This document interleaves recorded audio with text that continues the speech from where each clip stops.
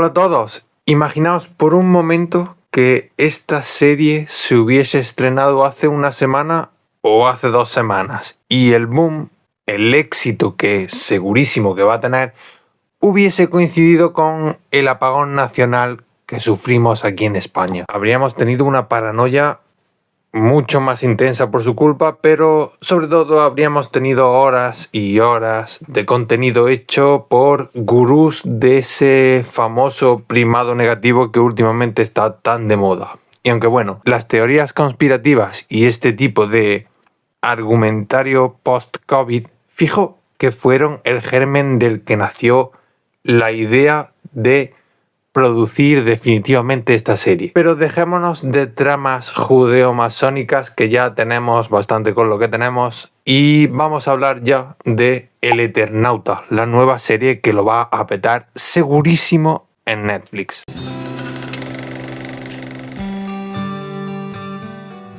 Primero decir que no he leído la obra original y que, como suelo hacer siempre, leo una sinopsis así por encima para saber si más o menos me interesa lo que me pueda contar. Y mi primera impresión al conocer ese material original es que es una cosa muy loca y que sobre el papel parece algo dificilísimo de adaptar. Así que ya por curiosidad había mínimo que darle al play. Y total, lo que quiero decir con esto, que yo no sé si la serie está a la altura de su material original o no.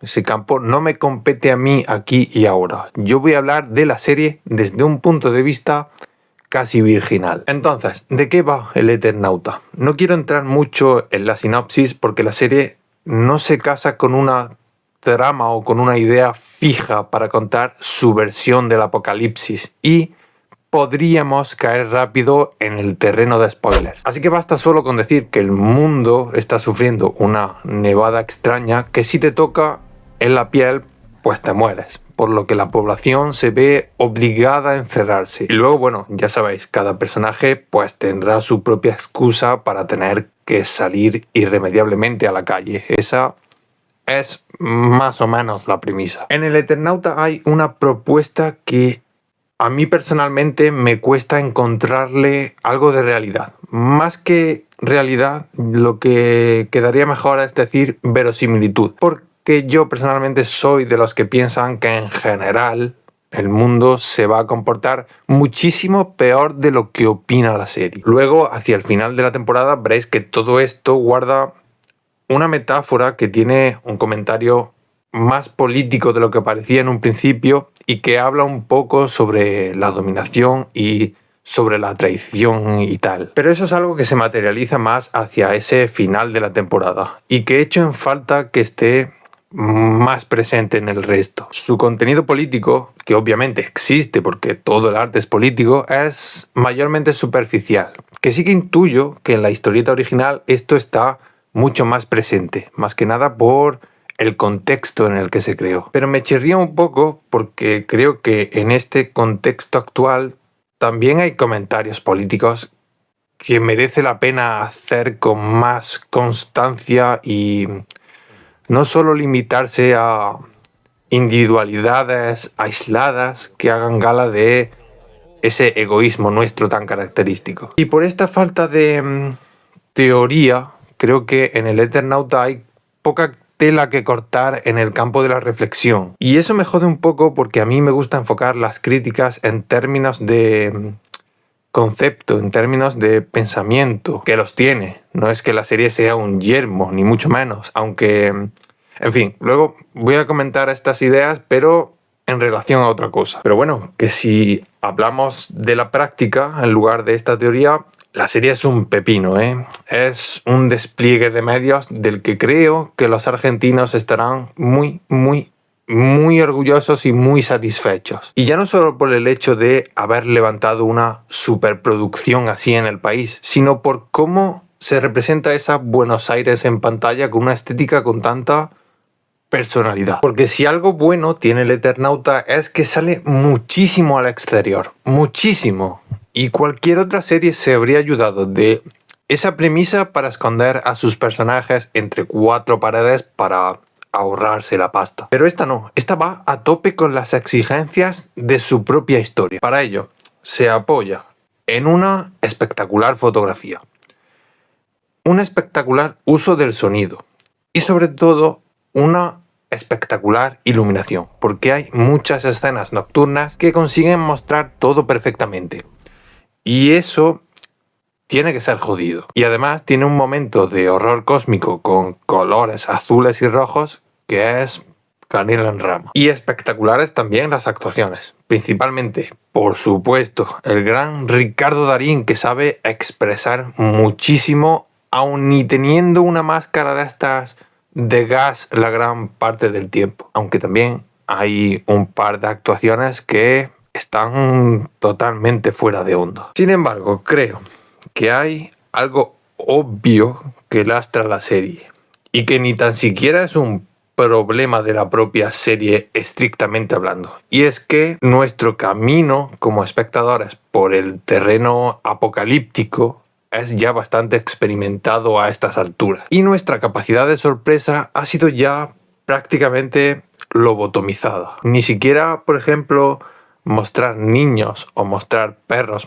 muertos me parece ya algo chocante. Me parece realista y me parece atrevido. Eso sí, si fuese Hollywood no lo hubiesen hecho así, porque ya sabéis que allí son más puritanos con estas cosas, pero no me choca. Por otro lado, pero a la vez siguiendo un poco con lo mismo, se le nota el formato de historieta del material original, porque va pasando por muchas pantallas, por decirlo en términos de videojuego para que se me entienda. Y eso sí, es algo que le ayuda a la hora de manejar la tensión, porque así tiene como más momentos que funcionan como golpe de efecto, sin que se le pueda achacar demasiados altibajos en el ritmo global. Yo no creo para nada que sea una serie lenta como se está comentando en algunos sitios. Al revés, en 6 capítulos han pasado 1.000.000 de cosas. Es una serie que se le nota cierta urgencia, pero paradójicamente eso hace que no deje demasiado pozo, no reposa demasiado, porque da la sensación de que pasas por escenarios y situaciones a las que hay que marcar con un check. Desde el principio hasta el final de la serie han pasado, como ya digo, demasiadas cosas, que además en todas ellas, se habla de cómo es necesario el compromiso de la humanidad por la cooperación. Algo que termina al final redundando un poco. Y dentro de esta idea continente, el contenido pues no es demasiado novedoso. Sus personajes pues pasan por situaciones arquetípicas de este tipo de producciones, que si bien están dirigidas con tensión, se hacen irremediablemente comunes. Y en ese ir pasando por escenarios, si aislamos cada situación del grueso de la obra, hay situaciones que deberían trabajar su importancia al mismo nivel y sin embargo no siguen ritmos homogéneos. Es decir, mientras a una se le dedica más tiempo, a otra se le pasa un poco por encima, aunque el peso total acabe siendo al final el mismo. Ahora, lo que a mí me deja un poco confundido, un poco tirado en la lona, es que maneje todos los tipos de apocalipsis posibles y cada uno tenga aparejado su narrativa típica. Es un poco difícil contar esto sin spoilers, pero lo voy a intentar aunque me quede un poco superficial. Aquí, de igual manera, podemos tener la narración clásica del género de zombies, es decir, usar el fantástico como MacGuffin para tratar a la humanidad. Y podemos tener también, por otro lado, la ciencia ficción pura y dura. Lo cual, el hecho de tener ambas cosas, a mí me da la sensación de que termina quedándose al final un poco a medias. Y además que es que lo piensas y dentro de esos dos ámbitos hay decenas de ramificaciones que representan situaciones típicas de cada uno. Yo qué sé, por ejemplo, dentro de la ciencia ficción, pues tenemos los sueños premonitorios del protagonista. Hay miles de ejemplos que coger. Y aunque ambicioso, aunque loable, carece de ese puntito de genialidad necesaria para que todo satisfaga al completo. Los vaivenes entre una cosa y otra pues pueden hacer que se resienta todo el conjunto. Porque cuando mejor estás dentro de una, te ves obligado a saltar a otra. Y a mí, por ejemplo, la parte humana me interesa mucho más que la fantástica porque me recordaba mucho a mi libro favorito, que es Ensayo sobre la ceguera. Aunque la cuestión existencialista es diametralmente opuesta, porque el libro era mucho más nihilista, mientras que El Eternauta sí que creo que, aunque vea la maldad de la humanidad, tiene una visión de ella mucho más optimista, con todo esto que digo de la unión entre la gente contra un problema superior. De hecho, la confraternidad se suele dar casi por segura cuando algunos personajes se encuentran de primeras. Algo que también hace que dentro de esa parte humana que os digo, la sensación de peligro sea muchas veces casi inexistente, o mejor dicho, ajena a las propias decisiones humanas, que es lo que verdaderamente acojona y lo que verdaderamente te deja agobiado con mal cuerpo. Y no me deja la sensación al final de que haya una reflexión profunda o al menos suficientemente amplia sobre la humanidad. Y de verdad que no sé si el cómic primaba de igual manera los hechos por encima de la reflexión de los mismos, pero yo aquí no percibo demasiado en ese aspecto, y eso lo achaco a que su tesis principal y prácticamente única sobre el sentimiento de unidad ante una amenaza no tiene demasiadas aristas, porque ese sentimiento es una cosa tan primaria o tan instintiva que no alcanza un análisis más complejo. Lo que sí que me gusta